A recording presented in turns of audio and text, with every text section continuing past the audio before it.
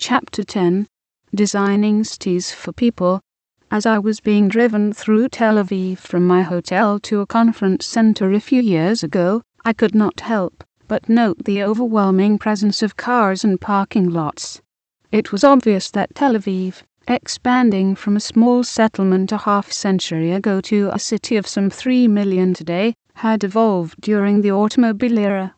It occurred to me that the ratio of parks to parking lots may be the best single indicator of the livability of a city, an indication of whether the city is designed for people or for cars. Tel Aviv is not the world's only fast-growing city. Urbanization is the second dominant demographic trend of our time, after population growth itself. In 1900, 150 million people lived in cities. By 2000, it was 2.8 billion people, a 19-fold increase. As of 2008, more than half of us are living in cities, making us, for the first time, an urban species. In 1900 there were only a handful of cities with 1 million people. Today 414 cities have at least that many inhabitants. And there are 20 megacities with 10 million or more residents. Tokyo, with 35 million residents, has more people than all of Canada. Mexico City's population of 19 million is nearly equal to that of Australia.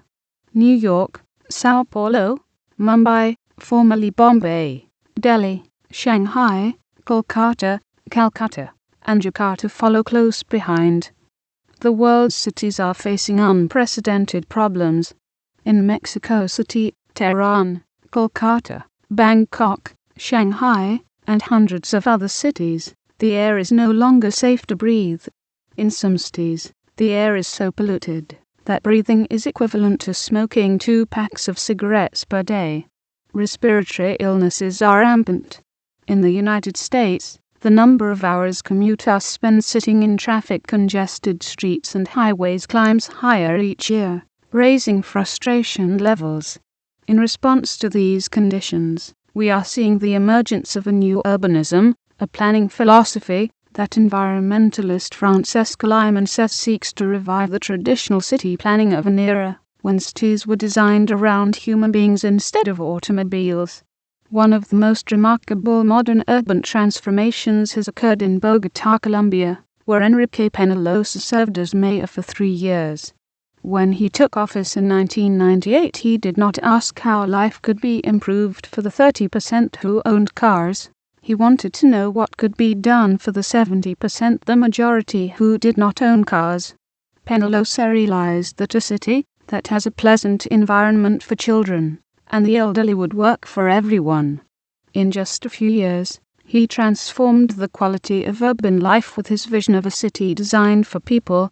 Under his leadership, the city banned the parking of cars on sidewalks, created or renovated 1,200 parks, introduced a highly successful bus-based rapid transit system, built hundreds of kilometers of bicycle paths and pedestrian streets, reduced rush hour traffic by 40%, planted 100,000 trees, and involved local citizens directly in the improvement of their neighborhoods. In doing this, he created a sense of civic pride among the city's 8 million residents, making the streets of Bogota in this strife-torn country safer than those in Washington, D.C. Peñalosa observes that high-quality public pedestrian space in general, and parks in particular, are evidence of a true democracy at work. He further observes, parks and public space are also important to a democratic society because they are the only places where people meet as equals. In a city, parks are as essential to the physical and emotional health of a city as the water supply. He notes this is not obvious from most city budgets, where parks are deemed a luxury. By contrast, roads, the public space for cars, receive infinitely more resources and less budget cuts than parks, the public space for children. Why, he asks, are the public spaces for cars deemed more important than the public spaces for children? In espousing this new urban philosophy, Peñalosa is not alone. Now government planners everywhere are experimenting, seeking ways to design cities for people, not cars. Cars promise mobility, and they provide it in a largely rural setting. But in an urbanizing world there is an inherent conflict between the automobile and the city. After a point, as their numbers multiply, automobiles provide not mobility but immobility. Some cities in industrial and developing countries alike are dramatically increasing urban mobility by moving away from the car. Jaime Lerner, the former mayor of Curitiba, Brazil, was one of the first to design and adopt an alternative transportation system, one that does not mimic those in the West, but that is inexpensive and commuter-friendly. Since 1974, Curitiba's transportation system has been totally restructured. Although 40% of the people own cars, these play a minor role in urban transport. Busing, biking, and walking totally dominate, with more than half of all trips in the city by bus. The city's population has tripled since 1974, but its car traffic has declined by a remarkable 30%. The ecology of cities. Cities require a concentration of food, water, energy, and materials that nature cannot provide.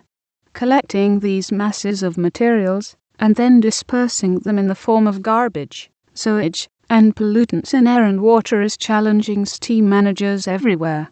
The evolution of modern cities was tied to advances in transport, initially for ships and trains, but it was the internal combustion engine combined with cheap oil that provided the mobility of people and freight that fueled the phenomenal urban growth of the 20th century. Early cities relied on food and water from the surrounding countryside, but today cities often depend on distant sources for basic amenities. Los Angeles, for example, draws much of its water from the Colorado River, some 970 kilometers, 600 miles, away. Mexico City's burgeoning population, living at an altitude of 3,000 meters, must now depend on the costly pumping of water from 150 kilometers away, and must lift it 1,000 meters or more to augment its inadequate water supplies. Beijing is planning to draw water from the Yangtze River basin some 1,200 kilometers away. Food comes from even greater distances, as is illustrated by Tokyo. While the city still gets its rice from the highly productive farmers in Japan, with their land carefully protected by government policy, its wheat comes largely from the Great Plains of North America and from Australia. Its corn supply comes largely from the U.S. Midwest. Soybeans come from the U.S. Midwest and the Brazilian Cerrado. The very oil used to move resources into and out of cities often comes from distant oil fields. Rising oil prices will affect cities, but they will affect even more the suburbs that many cities have spawned. The growing scarcity of water and the high cost of the energy invested in transporting water over long distances may itself begin to constrain the growth of some cities. Against this backdrop, Richard Register, author of Ecocities, Rebuilding Cities in Balance with Nature, says it is time to fundamentally rethink the design of cities. He agrees with Penalosa that cities should be designed for people, not for cars. He goes even further, talking about pedestrian cities, communities designed so that people do not need cars, because they can walk wherever they need to go, or take public transportation. Register says that a city should be seen as a functioning system, not in terms of its parts, but in terms of its whole. He also makes a convincing case that cities should be integrated into local ecosystems, rather than imposed on them. He describes with pride an after-the-fact integration into the local ecosystem of San Luis Obispo, a California town of 43,000 north of Los Angeles. It has a beautiful creek restoration project with several streets, and through building passageways lined with shops that connect to the town's main commercial street, and people love it. Before closing a street, turning a small parking lot into a park, restoring the creek and making the main street easily accessible to the nature corridor, that is, the creek. The downtown had a 40% vacancy rate in the storefronts, and now it has 0. Of course it's popular. You sit at your restaurant by the creek, where fresh breezes rustle the trees in a world undisturbed by car noise and blasting exhaust. For register, the design of the city and its buildings become a part of the local landscape, capitalizing on the local ecology. For example, buildings can be designed to be heated and cooled by nature as much as possible. Urban fresh fruit and vegetable production will expand into vacant lots and onto rooftops as oil prices rise. Cities can largely live on recycled water that is cleaned and used again and again. The flush and forget water system will become too costly for many water-short cities in a world after peak oil. In a world of land, water, and energy scarcity, the cost of each will increase substantially, shifting the terms of trade between the countryside and cities. Ever since the beginning of the Industrial Revolution, the terms of trade have favored cities because they control capital and technology, the scarce resources. But if land and water become the scarcest resources, then people in rural areas who control them may sometimes have the upper hand. With a Plan B economy based on renewable energy, a disproportionate share of that energy, particularly wind and plant-based energy, will come from nearby rural areas. Redesigning urban transport. Urban transport systems based on a combination of rail lines, bus lines, bicycle pathways, and pedestrian walkways offer the best of all possible worlds in providing mobility, low-cost transportation, and a healthy urban environment. A rail system provides the foundation for a city's transportation system. Rails are geographically fixed, providing a permanent means of transportation that people can count on. Once in place, the nodes on such a system become the obvious places to concentrate office buildings, high-rise apartment buildings, and shops. Whether the best fit is underground rail, light rail service systems, or both depends in part on city size and geography. Megacities regularly turn to underground rail systems to provide mobility. For cities of intermediate size, light rail is often an attractive option. As noted earlier, some of the most innovative public transportation systems, those that shift huge numbers of people from cars into buses, have been developed in Curitiba and Bogotá. The success of Bogotá's bus rapid transit (BRT) system, Transmilenio, which uses special express lanes to move people quickly through the city, is being replicated not only in 6 other Colombian cities but elsewhere too. Mexico City, Sao Paulo, Hanoi, Seoul, Taipei, and Quito. In China, Beijing is one of 20 cities developing BRT systems. Several cities in Africa are also planning BRT systems.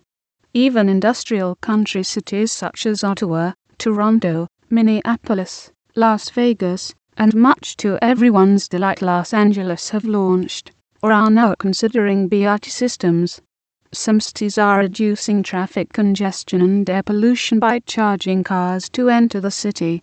Singapore, long a leader in urban transport innovation, has imposed a tax on all roads leading into the city centre.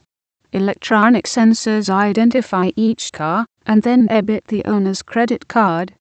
This system has reduced the number of automobiles in Singapore, providing its residents with both more mobility and cleaner air. Singapore has been joined by 3 Norwegian cities, Oslo, Bergen, and Trondheim, as well as London and Stockholm. In London, where the average speed of an automobile a few years ago was comparable to that of a horse-drawn carriage a century ago, a congestion fee was adopted in early 2003. The initial £5, $10 charge on all motorists driving into the centre city between 7 a.m. and 6:30 p.m. immediately reduced the number of vehicles, permitting traffic to flow more freely while cutting pollution and noise. In the first year after the new tax was introduced, the number of people using buses to travel into the central city climbed by 38%, delays dropped by 30%, and vehicle speeds on key thoroughfares increased by 21%. Since the congestion charge was adopted, the daily flow of cars and minicabs into central London during peak hours has been reduced by 70,000, a drop of 36%, while the number of bicycles has increased by 50%.